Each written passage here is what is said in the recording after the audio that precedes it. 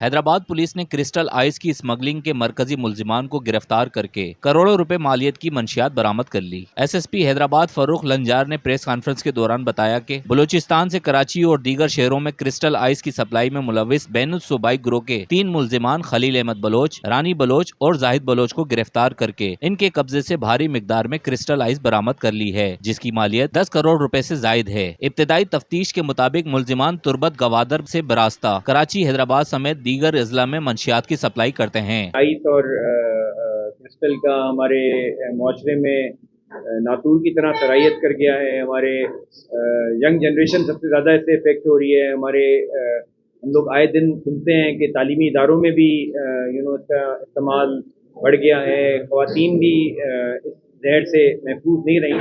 तो ये अल्लाह ताला की मेहरबानी हुई है कि इतना बड़ा हमें कैच मिला है, वरना इससे पहले आइस और क्रिस्टल जो है वो चंद ग्राम्स में पकड़ी जाती थी। लेकिन जब तक हम सप्लाई को नहीं रोकेंगे, और इसमें हमें काफ़ी अहम मालूमात भी मिली हैं, जो इसका सप्लाई का नेटवर्क है, जो इसका सोर्स है, वो भी हमने आइडेंटिफाई किया है और हम शेयर भी कर रहे हैं मुताल्लिका एजेंसीज से।